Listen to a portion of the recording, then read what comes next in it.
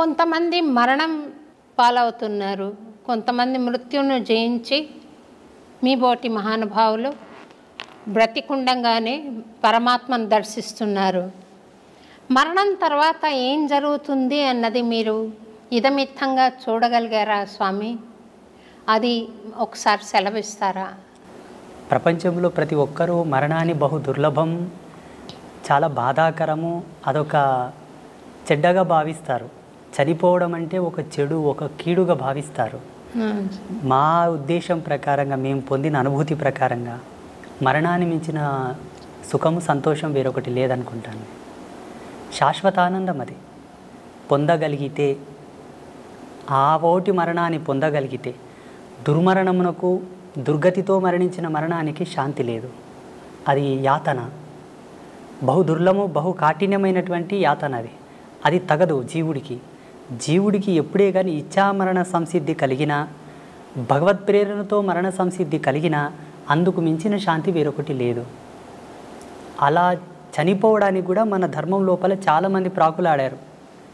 అందరికీ సుపరిచితులైనటువంటి భీష్మ పితామహ, వారికి మరణం వారి ఇచ్ఛా ప్రేరణతోనే కలిగినది. దక్షిణాయనం వీడి ఉత్తరాయణ పుణ్యకాలం ప్రవేశించే వరకు వారు మరణాన్ని స్వీకరించలేదు. మరణంలో కూడా ఒక ఆనందాన్ని వెతికారు వాళ్ళు, మరణంలో కూడా ఒక ప్రాముఖ్యతను వెతికారు వాళ్ళు. అలా చాలామంది మహితాత్ములు, గొప్ప గొప్ప వాళ్ళు మనకు మరణం గురించి ఎన్నో నిదర్శనాలు ఇచ్చారు. ఈనాడు ప్రజాలోకమంతా కూడా మరణం అంటే భయపడతారు. మరణాన్ని గురించి భయపడవలదు, మరణాన్ని గురించి చింతించవలదు. నీవు ఎంత భయపడినా, ఎంత చింతన చేసినా ఈశ్వర ప్రమాణమే జనన మరణములు. ఎలా మరణిస్తున్నావన్న దశని గురించే మనం ప్రాకులాడాలి. అన్ని ధర్మాలకు కట్టుబడి, అన్ని ఆచార ధర్మాలకు నువ్వు కట్టుదిట్టమై ఉండి నడిస్తే తప్పకుండా సహజమైన మరణం, శాంతి మరణం, ఇచ్ఛామరణమే సంభవిస్తుంది. జీవుడు కాళ్ళు చేతులు గట్టి ఉండగా తనదైన విద్వత్తును, విజ్ఞానాన్ని కోల్పోయి ధర్మాన్ని విస్మరించి నడిచిన నాడు అకాల మృత్యువులే సంభవిస్తాయి. మరణం శాంతంగా, హాయిగా, ఆస్వాదించడానికి అలవు కానంత అద్భుతంగా ఉంటుంది. మేము ఆస్వాదించాము దాన్ని. జీవుడు మరణించిన తర్వాత ఏమవుతాడంటే, జీవించి ఉండగా తాను చేసినటువంటి ధర్మాన్ని అనుసరించి, ధర్మమా అధర్మమా, ఆయన జీవన ప్రయాణం అంతయు కూడా భగవత్ సంకల్పానికి దగ్గరగా ఉన్నదా, దూరంగా ఉన్నదా, ఈ యొక్క బేరీజును పట్టుకొని ఆయన మరణించిన తర్వాత యాతనా శరీరంతో ఉండాలా, లేకపోతే సుఖశాంతులతో ఉండే శరీరంతో ఉండాలా డిసైడ్ అవుతుంది. భగవంతుని నమ్ముకొని, భగవంతుని యొక్క సేవ చేసుకొని, భగవత్ తత్పరతతో జీవించిన వాళ్ళు ఎవరు కూడా యాతన అనుభవించలేదు. భావి తరాలలో అనుభవించబోరు, ఇక ముందు ఎవరు కూడా అనుభవించలేదు. ఎవరైతే భగవంతును దూషిస్తున్నారో, హరిభక్తులను, శివభక్తులను, దైవీ తత్పర సంపన్నులను దూషిస్తున్నారో వారికి తప్పకుండా మరణానంతరం బహు దుర్లభమైనటువంటి యాతన ఉంటుంది. ఈరోజు ఏదో కొంచెం చదువుకోగానే, అంత తెలివి రాగానే దేవుడు లేడు, ఇవన్నీ మూఢనమ్మకాలు, చాదస్వం, వీటిని నమ్మకూడదు, వీటి వల్ల టైంపాస్ అంటున్నారు చూసారా, వారందరికీ కూడా మరణం తర్వాత అది వర్ణించశక్యం కానటువంటి సందర్భం అన్నమాట.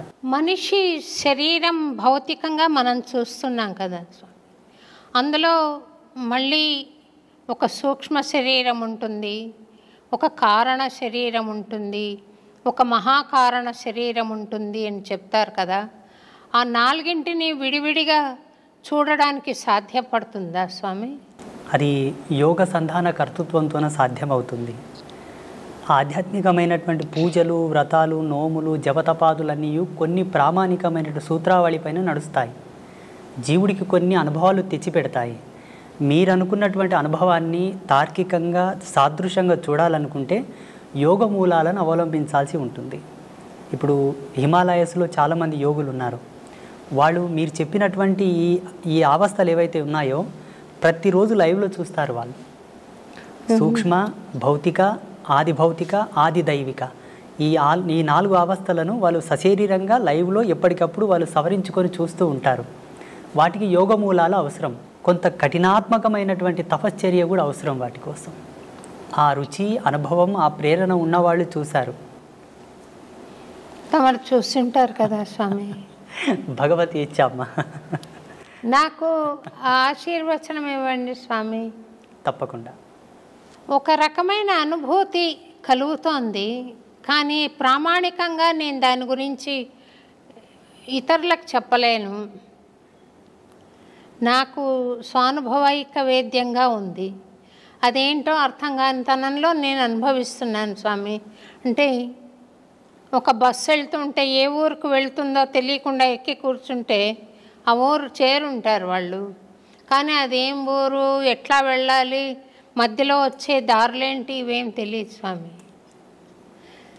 మీరు నాకేమైనా గైడెన్స్ ఇవ్వగలిగితే ధన్యురాలని స్వామి. తప్పకుండా.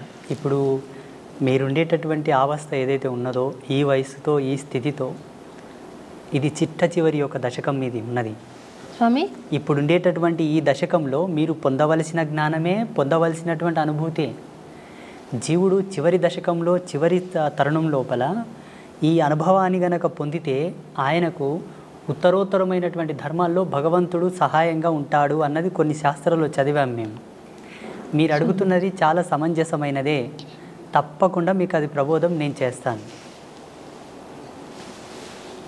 నేను బెజవాడ కనకదుర్గమ్మ రాత్రిపూట రిక్షాలో కూర్చుని నగరం అంతా చూస్తుంది.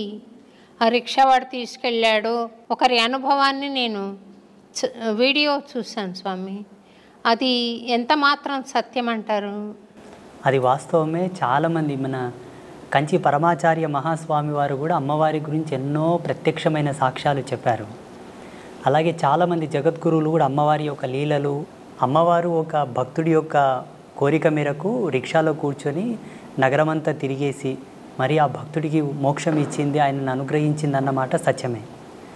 ఈ అనుభవాన్ని చాలామంది జగద్గురువులు, గొప్ప గొప్ప పీఠాధిపతులు కూడా వర్ణించి ఉన్నారు. చాలామంది మహాత్ములు కూడా వారి సంభాషణలో వీటి ప్రస్తావన చెప్పారు. భక్తుల యొక్క ఉద్ధరణ కొరకు 10 మందికి సాక్ష్యం కావాలి కదమ్మా. ఇప్పుడు ఏదైనా ఒక ప్రత్యక్ష సాక్ష్యం ఉంటేనే నమ్మేటటువంటి జనాలు తయారైనరు. ఇప్పుడు ఈ మధ్యలో కూడా చాలామందికి స్వామీజీలు కూడా అమ్మవారితో చేసిన అనుభవాలు చెబుతూ ఉన్నారు. వారు అక్కడ వెళ్ళినప్పుడు అమ్మవారు వారికి ఇచ్చేటటువంటి దర్శనం, వారితో చెప్పేటటువంటి మాట తీరు అంతయు కూడా సామాన్య ప్రజలకు వర్ణిస్తూ ఉన్నారు, చెబుతూ ఉన్నారు.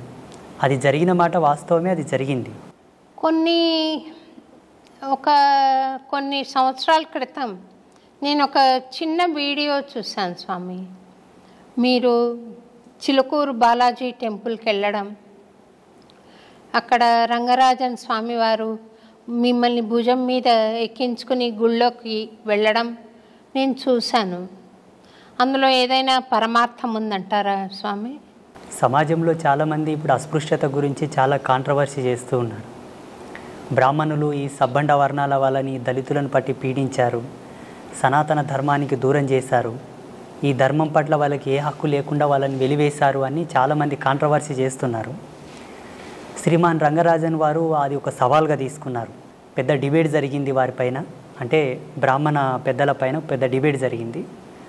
అట్లేం లేదండి, మా బ్రాహ్మణ సమాజంలో కూడా ఈ ఎవరైతే నిమ్న వర్గాల వాళ్ళు ఉన్నారో వాళ్ళని హక్కున చేర్చుకున్న మహనీయులు చాలామంది ఉన్నారు. 2700 సంవత్సరాల క్రితం శ్రీరంగ క్షేత్రంలో జరిగినటువంటి ఒక అద్భుతమైన ఘట్టాన్ని వారు వివరించారు. అక్కడ ఉండేటటువంటి కొంతమంది పెద్దలు ఎప్పుడో జరిగింది చెబుతావేంటయ్యా, ఇప్పుడు ఏమైనా చేసేవాళ్ళు ఉన్నారా, ఇప్పుడు ఏమైనా చేరదీసేవాళ్ళు ఉన్నారని ప్రశ్నించారు. అయ్యో ఎందుకు, నేనున్నాను కదా, నేను చేస్తానని వారు ముందుకొచ్చారు. అక్కడ 2700 సంవత్సరాల క్రితము జరిగినటువంటి అద్భుతమైన ఘట్టాన్ని పునరావిష్కృతం చేస్తూ శ్రీమాన్ రంగరాజన్ గారు జియాగూడ రంగనాథ స్వామి దేవాలయం లోపల వారు చాలా వరకు శోధించారట. ఆ రోజు లోకసారంగముని తిరుప్పాణ ఆల్వార్ అని ఒక ఆల్వారుని భుజాల మీద ఎత్తుకున్నాడు. తిరుప్పాణ ఆల్వార్ లాంటి ఒక ఈ నిమ్న వర్గాల్లో అంతటి పరమభక్తుడు ఎవరున్నారు అని బాగా రీసెర్చ్ చేశారు. ఎవరో ఒక భక్తుడు నా గురించి వారికి చెప్పారు, అయా ఒక ఆయన ఉన్నాడు, ఫలానా విజవార గ్రామంలో, వయసు చిన్నదే, తన వరకు తను ఒక చిన్న కుటీరం ఏర్పాటు చేసుకొని రోజు తపస్సు పూజలు చేస్తూ ఉంటాడు, మీరేమన్నా వారిని సంప్రదించండి అంటే వారు నాకు ఫోన్ చేశారు. నేను ఇట్లా రంగరాజన్ పంతుల్ని మాట్లాడుతున్నాను, మీరు ఒకసారి హైదరాబాద్ రావాల్సి ఉంటుంది, పలానా కార్యక్రమం చేస్తున్నాము అన్నారు. నాకు దాని గురించి ఏం తెలియదు. అయ్యో తప్పకుండా వస్తానండి అన్నాను. అప్పటికి నేను ముంబైలో ఉన్నాను, మా గురువుగారి పీఠంలో ఉన్నాను. ఆ ప్రోగ్రామింగ్కి సరిగ్గా అదే రోజు సికింద్రాబాద్ రైల్వే స్టేషన్లో ట్రైన్ దిగి అటు నుండి సీదా జియాగూడ రంగనాథ స్వామి దేవాలయానికి వెళ్ళాను. అక్కడ వెళ్ళగానే చాలామంది పండితులు, విప్రోత్తములు, బ్రాహ్మణులు, మంగళ వాయిద్యాలు ఎంతోమంది కూర్చొని ఉన్నారు. కెమెరాలు ఉన్నాయి, మీడియా వాళ్ళు ఉన్నారు. నేను షాక్ అయ్యాను. అక్కడ ఆ సమయంలో వారు చేసినటువంటి ఘట్టమే మునివాహన సేవ. వాస్తవంగా వారు ఒక ఆదేశాన్ని, భగవత్ ఆదేశాన్ని, చిలుకూరి బాలాజీ స్వామి వారి యొక్క ఆదేశాన్ని స్వీకరించే ఈ ఘట్టము చేశారని నేను భావిస్తాను.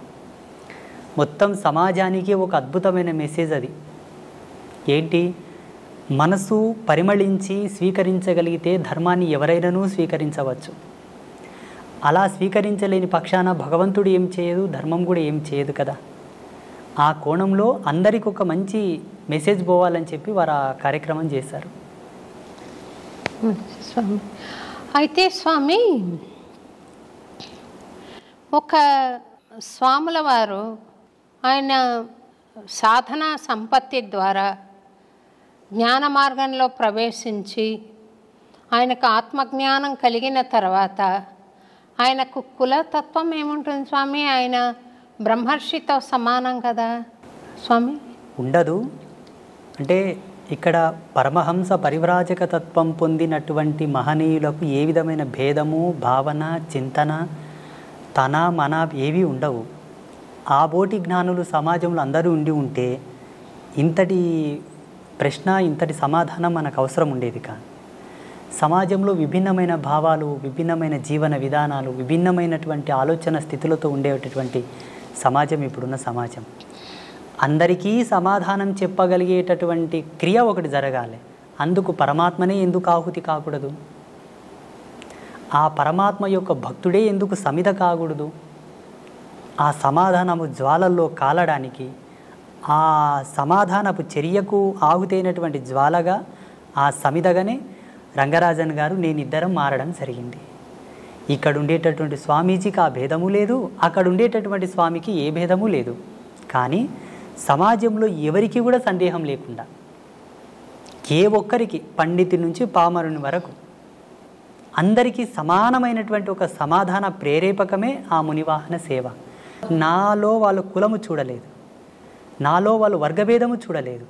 సమాజంలో ఎక్కడి నుంచి అని తీసుకున్నావు అన్న ప్రశ్న వస్తుంది. ఆనాడు తిరుప్పాణాళ్వారు పుట్టినటువంటి కమ్యూనిటీ ఏమిటి? ఈనాడు నువ్వు పునరావృతం చేస్తున్నటువంటి కమ్యూనిటీ వాళ్ళు ఎవరు? ఆయన భాగవతుడా, భక్తుడా, భగవంతుడా, స్వామీజీయా, సన్యాసియా పక్కన పెడితే వర్గీకరణ ప్రకారంగా దృశ్యంతో చూసేవాళ్ళు ఉన్నారు ఇప్పుడు సామాన్యులు. వారి కోరకై నన్ను ఎంచుకొని నన్ను వారు ఆ కార్యక్రమంలో స్వామివారే ముందుకు తెచ్చారు.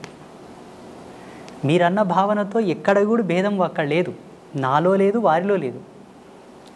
జనాలలో కోసం, జనబాహుల్యంలో అది ఒక మంచి నిర్దేశకం కావాలి కాబట్టి వారు తీసుకోవడం జరిగింది.